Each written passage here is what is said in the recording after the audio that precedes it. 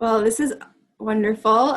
Since we are at 11:01, I will go ahead and get started. Please keep putting those in the chat. It's fun to see everybody. Welcome to Boundary Waters Day with REI. My name is Maya Swope, and I am the outreach coordinator for Friends of the Boundary Waters Wilderness. We are a nonprofit organization. We've been around for over 40 years, working to protect the boundary waters in northern Minnesota and the surrounding wilderness, surrounding communities, and surrounding ecosystems. We really focus in a lot of different ways on our work because we know that wilderness is not just about wilderness. It's about people, it's about community, it's about politics and all these sorts of things. And so this presentation today is kind of one part of our mission of building excitement and building knowledge about the boundary waters and sharing that with all of you and encouraging folks to get up there. It's such an incredible place, such a beautiful place. And I hope that either you have had a chance to go up there, or maybe you're here because you're planning a trip for this summer or sometime in the future. So I just wanted to go over a few things before we start. First of all, I wanted to shout out to REI for co-hosting this day with us. They've been a great partner in helping protect the wilderness, hosting things like this. They donated some gift cards today. So everybody who is here for the presentation will be entered to win a $25 REI gift card. So look out for an email from me later on this weekend. I also wanted to mention that they have gear rentals. They have some other programs that you can attend if you're kind of wanting to further plan your Boundary Waters trip. And I can put some info on that in the chat later on. So a few notes about the Zoom webinar. We will be having time for a question and answer towards the end. So there is a Q&A feature at the bottom of your screen. Go ahead and put questions in there at any point, and we will pick some to respond to at the end. There also is this chat feature. If you're having any issues or want to contact me, that's the best way to let me know that is by using the chat. I also am going to turn on, when Lee starts, the closed captioning feature. So it's kind of a Zoom auto subtitle feature. And if you want to hide that, there should be a button at the bottom of your screen to hide that as well. So I'm going to go ahead and turn it over to Lee, who is really an awesome member of our Friends of the Boundary Waters community. She's a board member. She's an expedition canoeist who has been all over the place in long canoe trips and many trips in the Boundary Waters as well. So she's really a great resource for us here, and excited to hear what she has to say. So Lee, I will turn it over to you. Thanks, Maya. Welcome, everyone. So I have been going to the Boundary Waters since 2004 when I was a teenager. Some of my first wilderness trips was through the YMCA Camp Minogen up north in Minnesota. And for the last few years now, as an adult, I've been naturally leading and planning a lot of trips for my friends and acquaintances who have never been to the Boundary Waters. And so it's been really fun to introduce them to that place just because I love it and it's so magical. And I think that everyone should, get a chance to see it and experience it. And so some of my outdoor experiences is kind of inclusive of obviously the Boundary Waters, but being able to paddle rivers in the Arctic tundra, paddling the entire Mississippi and the Illinois River, and then participating in the Yukon River Quest. And so that's kind of my, as I like to call it, claim to fame is what people might say these days. So I'm really excited to be here today to share some tips and ideas to make your next trip to the Boundary Waters better or more unique. I would say that I do want to acknowledge that everyone has a different way of planning and experiencing the Boundary Waters. So, take or leave what you want from the session, but I hope that it's helpful. So I think one of the most important things to consider from the get-go is like when you're in your planning process, it's important to recognize and I think also know who you're going with, because that's going to really influence the pace of the trip, right? And what you do and even what you pack. And so if your goal is like you want to be laid back, then you probably aren't going to do a route that's a bit more too challenging, right? Or you might choose a route that has more fishing opportunities if you want to do more fishing. But if you're going for the physical challenging, you're going to be choosing a route with like incredibly long portages, right? And maybe really long lakes. And so who you're going with is going to hugely impact that. So for instance, in the last few years, I've been taking a lot of new new individuals to the Boundary Waters, meaning they've never canoed before, they've never portaged before. And so one of the things I'm really mindful about is in choosing a route, I look at the portages, and I usually choose routes that have portages less than 200 rods for beginners. And if it goes higher than 200 rods, I will ask the group if they're comfortable with that, just because I know, when you're starting off, portaging is really difficult and you have to kind of get used to it. And then I also take into account like how big the lakes are. So if the lakes are 7 miles long and the individuals that I'm with do not know how to stern, that becomes a huge safety risk, right? Because then if we're going against a headwind, they're not going to know how to navigate that. And so I take that into account as well. And so, for example, I'm currently planning a trip with some friends this year, and one of them wanted to do the Minnesota Mountain Route, which is the Mountain Lake and Pine Lake, so that kind of loop. And those lakes are 7 miles long, and my friends have never canoed before, and so I quickly X'd that recommendation and told them that recommended a different route that was not, the lakes weren't as big and the portages were a bit more manageable. And so I think it's really important to keep that in the front of your mind as you're planning your trips. So depending on who you're going with. And if you are going to base camp, you definitely want to choose a spot that's further from an entry point so there's less people. And while we're talking about planning, maps, so this is a Fisher map. So there are two types of maps, the Mackenzie, the Fisher. I tend to use the FisherNet maps because that's what I am used to. And when I went to Camp Minogen. And so I always have the map in a map case with my compass and a pen. And that pen, I like to take notes on my map just in case, I do that route again, or if I pass along that map to someone else to use. And I always bring an extra copy of a map and I store it somewhere else because you never know what's going to happen to the map. It could fly away if someone accidentally takes it out and it's really windy, and then you might lose your map. So then you want to have an extra copy just as a backup. So the maps are pretty durable in general, right? They're water resistant. And so having that extra copy, again, is just the comfort of knowing that you have a backup. And when you're navigating a map, you should definitely determine who is going to be the navigator of that day or that section, right? Until you get to the next portage. So if you're going to be in a lake that has a lot of islands and a lot of different land masses, it's really easy to get lost if no one's paying attention. And so whoever is in charge of navigating, their role is to be really acute to the where you're heading, right? And so if I'm in an odd number group, usually if we have a duffer, so someone that sits in the middle of the canoe, the navigation role kind of defaults to them. And one of my favorite things about PFD with pockets is that you could put lots of useful things in there. And PFD, also called obviously life jackets, but I will be using the term PFD, personal floating device, throughout the presentation. So pockets are so useful just because you can put little things in there that you can easily access. So like a pocket knife, a snack like a granola bar, or hard candy like Jolly Rancher or Brothers or Hi Chew. And also keeping small pieces of trash, just like your candy wrappers in there. And then I do like to keep a small container of iodine tablets in a waterproof, kind of seal-proof container. So even though our trip can have, we're bringing along a water filter, just in case if it breaks or it's not functioning, then I default to using iodine tablets as my water treatment. And so obviously I want it to be within a reach and just easy to take out if needed. The important thing is that you want to make sure you're putting things in your PFD pocket that you are okay with getting wet. And I remember I ate my fig bar and I only ate half of it. And so I put it in my pocket because I was going to finish it later. But then we went swimming. And then at the end of the day, I was cleaning out my pocket and it was just a soggy mess because I had forgotten that it was in my PFD pocket. So again, put things in there that you are going to be okay with getting wet. The other tip is that I usually use a dry bag between the size of 40 to 50 liters, and that's how I'm packing all my personal gear.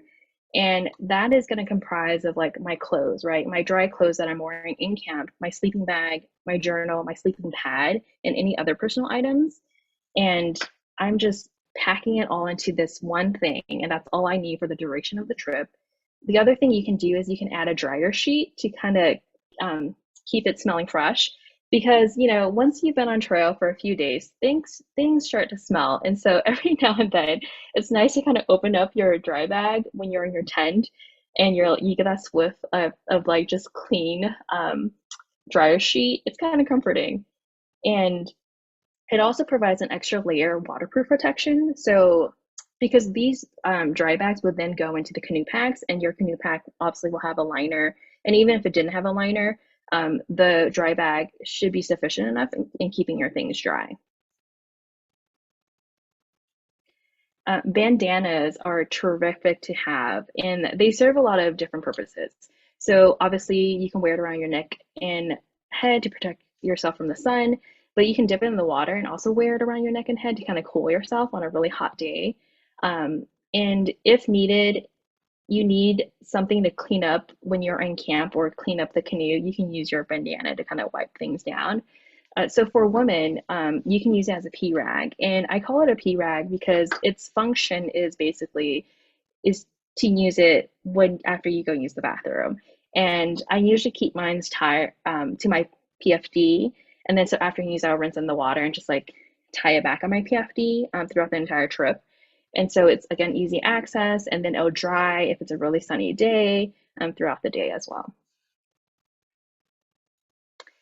If you are someone, or if you're in a group that just loves music or is musically inclined, I would recommend bringing along like a mini guitar or ukulele. They're super small and compactable, and they can just like sit on top. You can strap it down on top of your canoe with like a bungee cord or something, and then take it out and play it while you're sitting around camp. Or if you have a duffer and they know how to play and sing, it's kind of nice to have a duffer play music, because it's kind of like driving in a car with a radio, but instead you're paddling through the boundary waters with live music. And that's really enjoyable. Another tip is definitely bring along a tarp. I think this is definitely a necessity no matter what, but that tarp actually serves multiple purposes. So besides using it to make a shelter in the rain, you can also use it as a floor to sit down on, right? Like a mat. And so if like it's really wet ground, you can lay it out, put your food out, eat on it. And you can also use it to line your tent floor. So if it's raining really hard and heavy and water seeping through your tent, you can take out your tarp and line it so that obviously it'll keep your things dry, your sleeping bag dry. And the other really fun things that you can attempt to do with it is you can actually try to use it as a sail. So when you have a really strong tailwind, make sure your tent is easy access, right? Like it's like on top of a pack or something that you can just like unclip and then grab. And you can just hold it up immediately and try to catch the wind, and then sail with it as far as you can. But it's just a fun activity. I would say it's more effective to use your paddles. Don't use your arms. That photo shows us using our arms, but that was a really, I think, fast moment. So I think anytime you're successful at sailing in the boundary waters with a tarp, it just makes the trip so much more fun, in my opinion.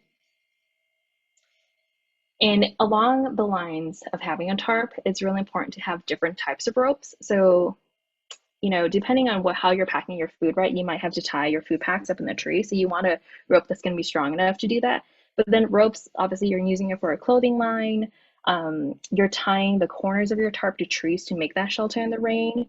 And so in terms of different types of ropes that you can have thin ones, you can have stronger ones, you can have thicker ones. And so that variety of different ropes is really important. And one of the things that I do with groups of friends in which we are, really skilled and do a lot of, have done whitewater and river paddling, is that if anytime we see like a stream next to a portage, we'll kind of scout that to see if we can run it like a rapid. And that's because we have that skill set, or we'll think about like whether we can line it along the rapid instead of portaging, right? So that is something that we do. I would say, again, you probably want to have some skills in lining canoes or running whitewater, just because if you don't know how to line it correctly, you can potentially flip your canoe over and then all your things just end up in the water. With those ropes, you would definitely want to have some knots that you know how to do. And so two of the ones that I recommend is the bow line, which is just a simple loop. It's super useful in general for anything and everything. And then a top line hitch, the bottom image that you see, it's great for adjusting and tightening a line. So as you can see in the clothing line, that's what you would use.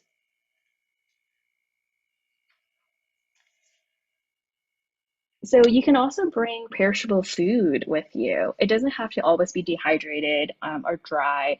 You can kind of have fun with what you want to eat if you're fine with the weight and carrying it. So some people do bring raw meat like steak, but you definitely want to cook it the first night and not leave it. You can bring raw eggs, and they do have the container so you can keep your raw eggs in. But I like to crack my eggs beforehand and put them in a just like a bottle or a seal proof container and then use it the first morning or something or that day. And then you can also bring fresh salad or salad items like kale and tomatoes. As you can see, we brought kale once and ate that with mac and cheese. Um, bring fresh vegetables is also really doable, like onions, bell peppers, and potatoes, carrots, and cabbage. They last for quite a few days. I would say the bell peppers, after a few days in the heat, they might start getting a bit bushy and watery, so you might want to be careful with that. But the other things can last for a few days. It's pretty impressive. So we had broccoli once for one of our meals. Um, and then fruits, you can bring watermelon and honey melon if you're okay with carrying that weight. Just be careful not to drop it because then obviously they'll break open. But these melons are they're floatable. You can actually play with them in the water as a beach ball. I know that sounds really silly, but various ways to do things in the Badger Waters. And it is really refreshing to be eating watermelon in the BWCA, as strange as that may sound. And then someone I know loves to bring olives in a plastic jar, and she claims that it's the best thing on trail. And so then when you get to portages, it's really, in my opinion, important to decide who's going to carry what. So you want to make sure that nothing gets left behind, right? That is probably one of the most frustrating things if suddenly you forgot something and you needed it. And so I always have someone sweep. So after we do a portage, either send someone back to do a sweep to make sure there was nothing left behind, or whoever is the last person, they just need to make sure to look around and grab anything and everything. And people portage very differently. So one of the ways, and it's kind of up to you, right? Because some people, they want to portage in the way that is part of the experience, right, of being in the Boundary Waters. And so you can portage your light packs first and kind of leave your canoe at the end so that you can kind of get a sense of the portage in terms of like if there are obstacles or challenges that you have to maybe climb over a tree, or maybe it's a rocky section or muddy section, and then just kind of enjoy that walk. Whereas other people, they want to be efficient, and so they want to do the portage in one go. So that means you're carrying everything, like you're carrying a huge pack on top of a canoe, or a canoe on top of that, and then the other people are double packing, right? So then they're carrying a pack in the front or the back. And so it's kind of up to you. If you are on a time, I think, limit, then you want to be efficient, then that's the route you can do. Bungee cords are great to keep paddles together and to tie them down to canoes. And one of my rules is that I always bring an extra paddle for every canoe that we have, because you never know if like if we bring wooden paddles, right? If it breaks, then at least we have an extra one as backup. And so that's really important to me. So that's why there's so many paddles, as you can see. But bungee cords are great. The other, also carabiners, you can use them to keep the water bottles together and then clip it onto a pack or someone's PFD or the canoe when you're portaging. And then when you get into camp, you have to definitely designate roles. And it doesn't have to be the same role for every camp that you're at, right? You can change it up every day. And so, and it helps kind of organize things because you don't want things laying around. It becomes a hazard. People trip and fall. And so, like, one person is starting and cooking dinner, other people are organizing the gear, setting up tents. You have one person putting up the clothing line so that you can put your clothes and items up to dry. And then after dinner, someone else is washing the dishes. And so everyone's productive, everyone's involved, and it keeps, again, your camp organized. You know where everything is so that things don't get lost or things get mispacked or just, thrown around. And so that's one of the things I do when I get into camp with anyone. We make a decision right there and then who's doing what, and they can volunteer for it. Yeah. And if you have a dog, that dog can do whatever it wants, like watch chipmunks. Some people I know do bring string lights with them, and so you want to bring solar powered or battery operated string lights or fairy lights, and make sure they're plastic, obviously, and not the glass versions. But some people hang it outside of their tent or inside their tent, and that just provides additional like lighting, and it's a very romantic vibe. Um, and I would say if you do bring it, you probably want to remember to turn it off at night before you go to bed, just because, the beauty of being in the Boundary Waters is that it's really dark sky, so you can see the stars really beautifully. And so these lights are to provide the lighting, but turn it off at night so that you can kind of immerse yourself in the stars. And so beyond just bringing playing cards, if you need things to do in camp, is you can bring board games. My friends love board games. I'm okay with that, but I'm not as a huge fan as they are.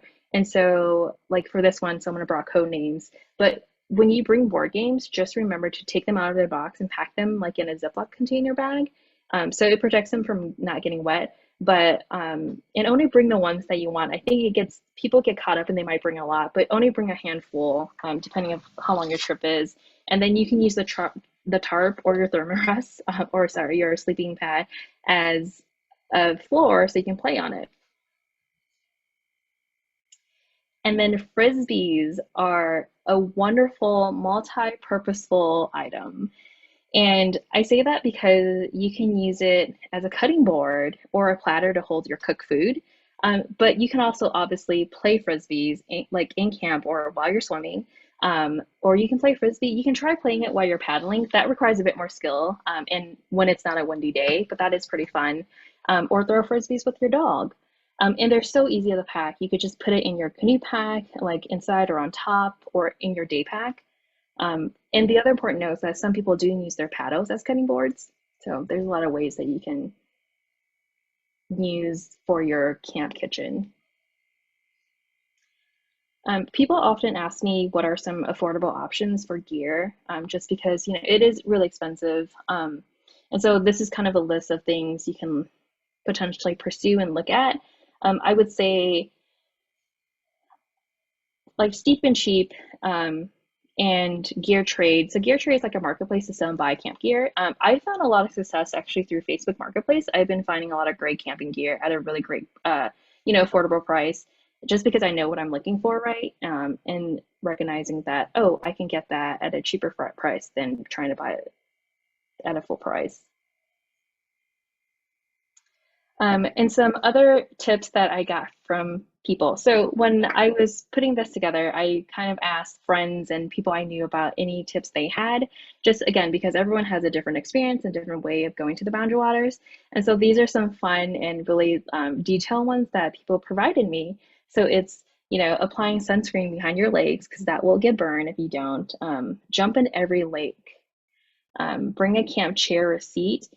And as I'm in my early 30s now, and when I was younger, I didn't care about camp seats. I think I was like, I could sit anywhere. But then as I am approaching, kind of getting older, like my back, and I do worry about that. And so, like, having a camp seat, particularly, is really nice to just kind of sit in, like, while either in your canoe or around camp.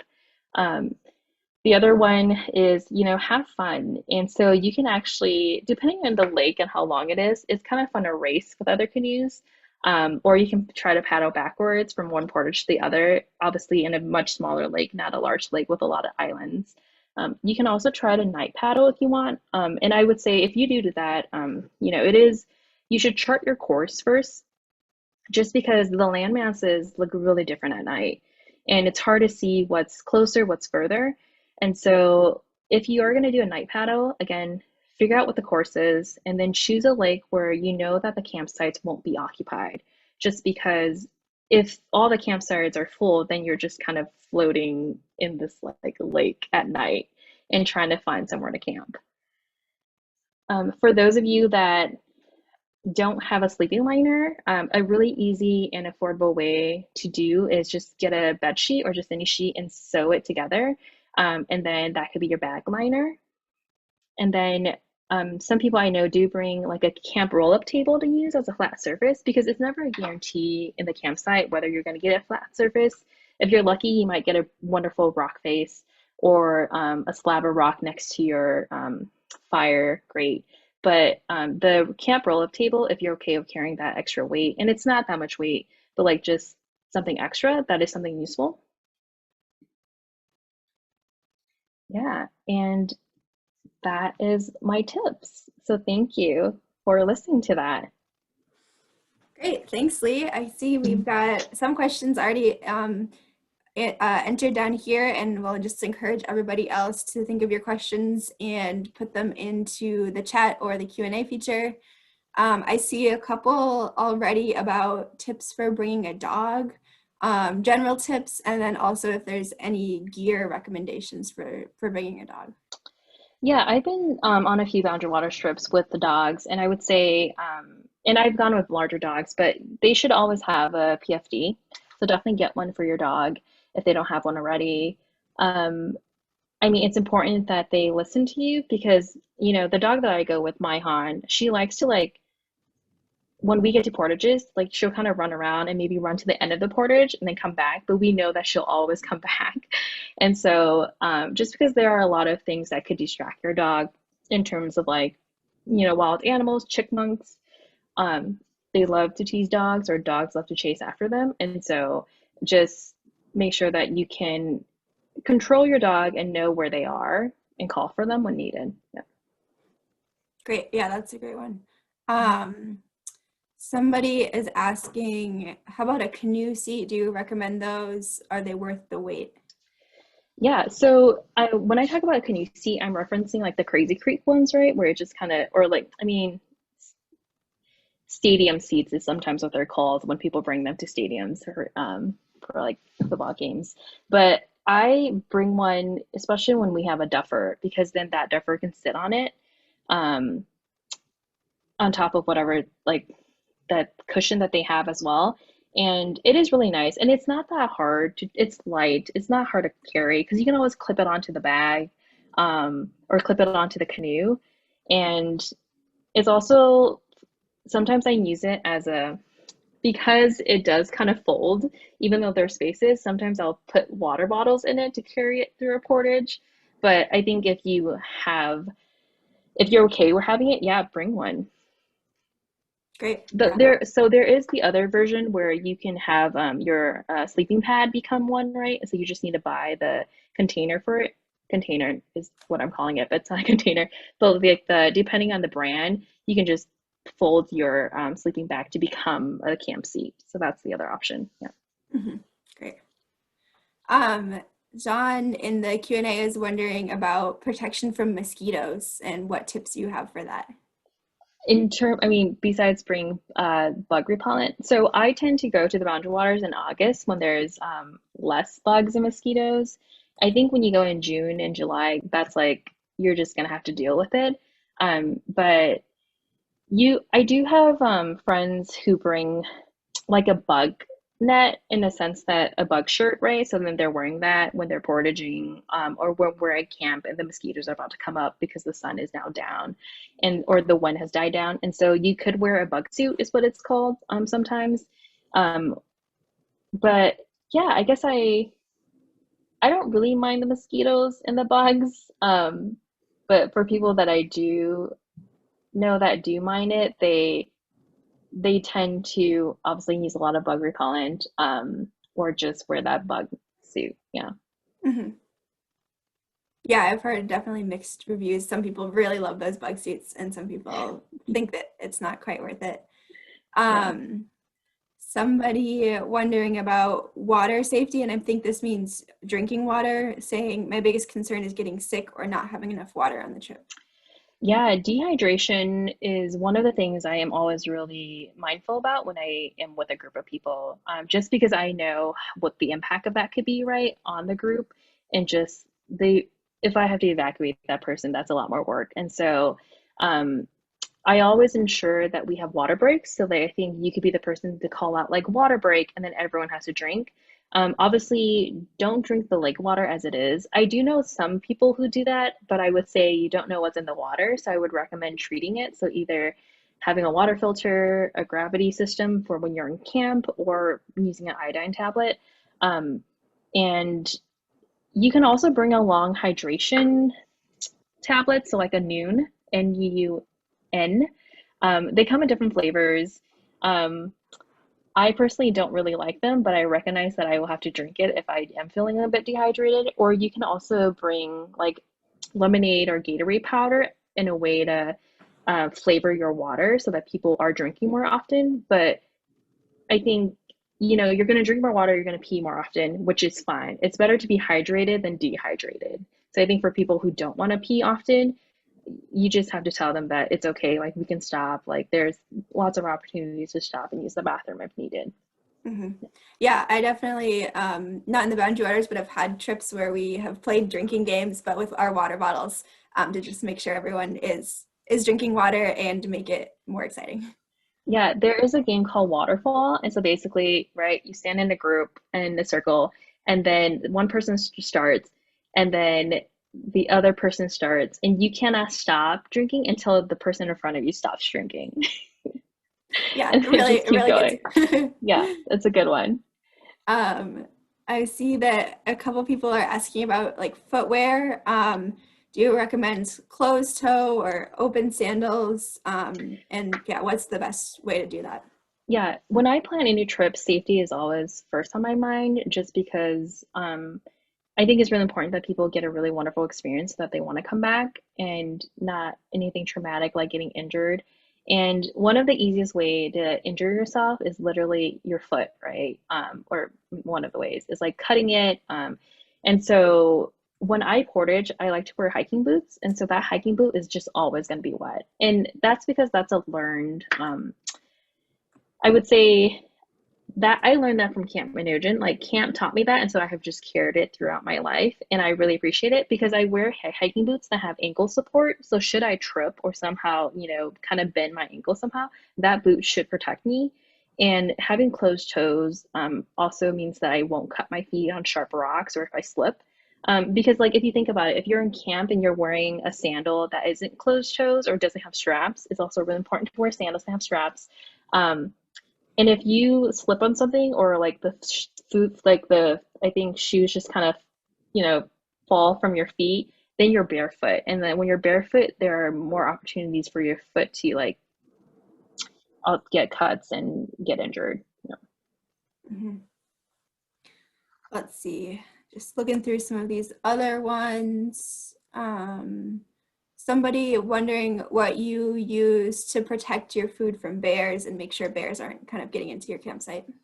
Yeah, so I have done it multiple ways. So one of them is you can simply just pack. I do use dry bags sometimes to pack food in, like if it's a snack bag and then that snack bag lives in a day pack versus a canoe pack, so I can easily access it. Um, and then just putting all the food into a canoe pack and then tying it up right when it's time to go to bed. But then now I do use a barrel, so a bear canister, which I get mine from Recreational Barrel, which is up in Canada. But I have the 60 liter and the 30 liter. The 30 liter is great for, I think, short trips and lunch. The 60 liter I tend to take if I'm going with a bigger group, like 5+ people, for like, 5 days or something. And that's where I just kind of put all my food and then I would just close it and then I leave that out. Like that just stays like far from the tent, near the canoes. And to me, that's kind of sufficient enough.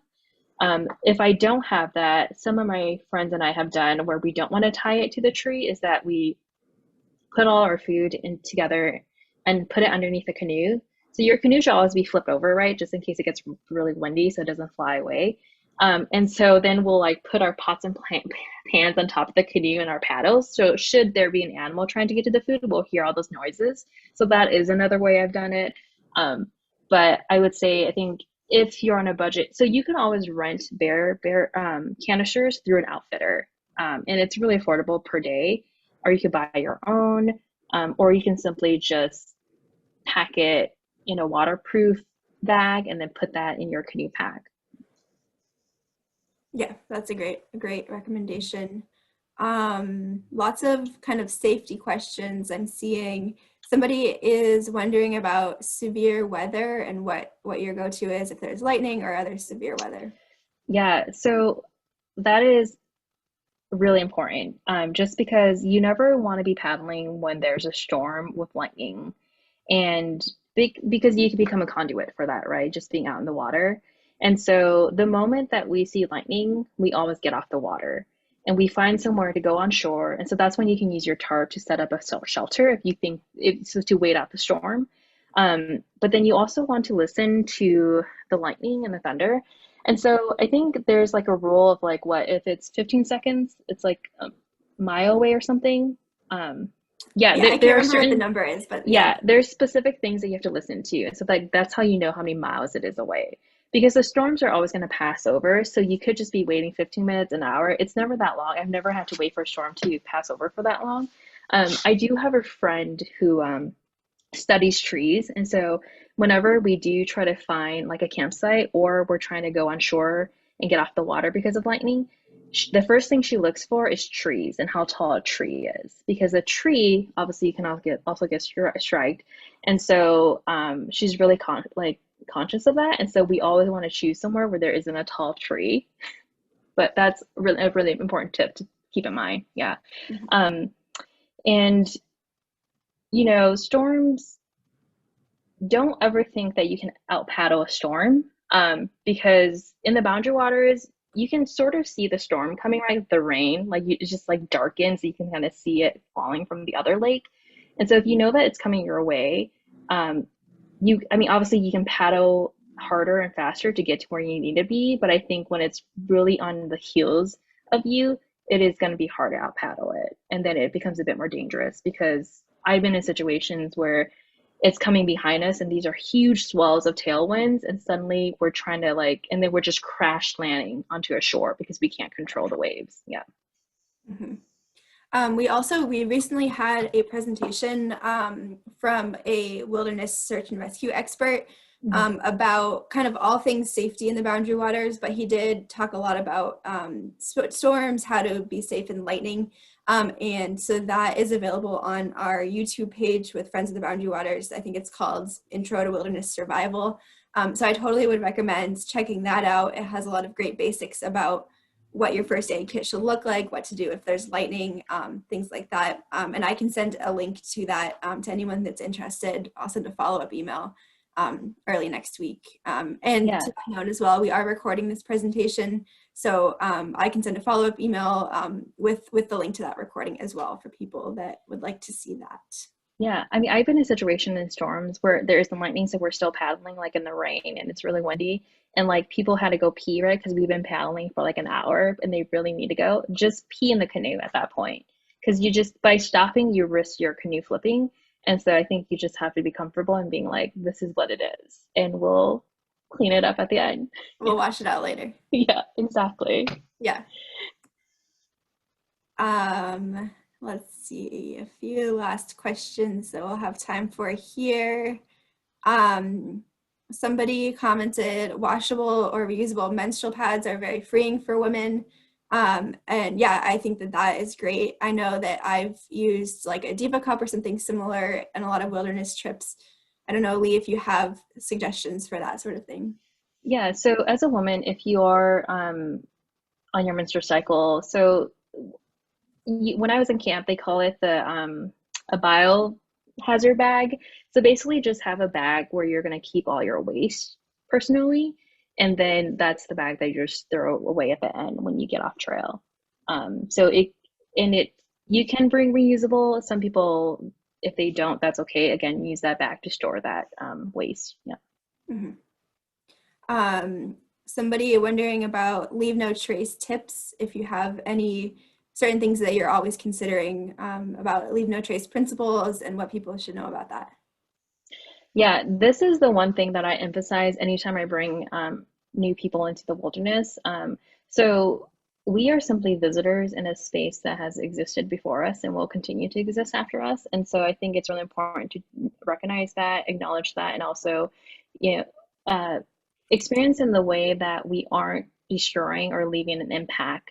And so I often emphasize the importance of, obviously, like what we all really already know is like get wood that's already down dry. Don't cut down live trees. That's horrible. And I would say other things is minimizing the little scraps of waste that you could like. So the way you pack to minimize waste in general, right? So if you can consolidate things before you even get on trail, that makes a huge difference. That you're not trying to pick up trash around camp at the end because you forgot that, oh, there's a little piece of plastic that's now flying around. Yeah, totally. Let's see. We're getting kind of to the end of our time, and I do see the duct tape. Okay, duct tape oh is yeah, one of the useful things ever. So one of the ways, so I don't you can bring a roll of toilet paper or sorry, it's duct tape, not toilet paper, or duct tape, but you can actually make the roll. So I use my Nalgene bottle and I tape the duct tape around it. And so then my duct tape is always on my Nalgene. And so I can always like use it if needed. But yes, it's really useful. I've been on trips where some people, their sleeping pad has somehow just punctured, and then we haven't used duct tape to, patch it up if needed. I have used duct tape to mend broken tent poles before, but that is in conjunction with like using a can as well, right? Like if we had like a metal can and then like using that to kind of fix the tent, so that they do come in useful, yeah, in hand. yeah. I feel like always have extra duct tape and extra rope. You will always Yeah, just end up using it, I feel like. yeah. And if your wooden paddle is starting to splinter in the sense like especially the part where you're holding it at the bottom, you can always duct tape that. Because some people rely on the gunnels a lot, which you shouldn't rely on the gunnels to paddle. But if that does happen to your wooden canoe, you can always duct tape that, and so it helps to not get wood splinters in your hands. Hmm. Yeah, it's a great point. Looking at some of these other ones, somebody put a useful resource in the chat that they like with a link. So thanks, Doug, for that. Someone wondering if you need to pick up dog waste or what you do with dog waste on a Boundary Waters trip. Yeah, so I pick up dog waste. And just because dogs are not native to the Boundary Waters. And I think it being a courtesy so other people don't step on it. And so I would say I'll pick it up and use a poop bag, and then I'll either dump that when we get to camp in the biff from the plastic, not the plastic in the biff, but the poop into the biff, and then throw away the plastic in one of our trash bags. Yeah. Mm-hmm. Great. I just wanted to take a second and make sure people are aware of these upcoming presentations that Lee has up on the screen here. So starting at noon in just about 15 minutes, our policy director, Scott, is going to be presenting on our work to protect the Boundary Waters from sulfide mining, kind of what the threat is there, what you can do to help. So that should be a really good presentation, and Scott is super knowledgeable about that. And then right after that at 1 p.m., Hudson, who is our Northern Communities Coordinator, is going to give a brief talk about cooking tastier meals in the wilderness. So he does work on staff at Friends now, but he was a professional chef for 12 years, and so has a lot of great tips for that. So that should be a really interesting talk as well. And I will put in the chat right now the link that where you can register for those if you're not already registered. So this is our REI Day Boundary Waters page, and there's links from that page to each of these presentations. Let's see. It looks like we've got to a lot of these ones, and I think that I am going to just say, yeah, kind of close it off and suggest that people continue to go to those presentations later on. I am happy to collect any more questions. I put my email in the chat just a little bit ago. It's maya@friends-bwca.org. So feel free to reach out if you do have lingering questions, and I can try to pass those along to Lee or else answer them myself. Thank you everybody for attending. I hope that you learned something. I hope you're excited for some wilderness trips this summer or whenever you have those plans. Lee, I really appreciate you presenting today. This was great. Thanks for all of these tips and for, I think it was, fun to learn like everything from board games and tarps and sails to kind of some of the more basic necessities for a trip. So really appreciate that. Thanks everybody again. I hope you have a great afternoon. Hopefully I will see some of you in the next presentation in 15 minutes here. Bye.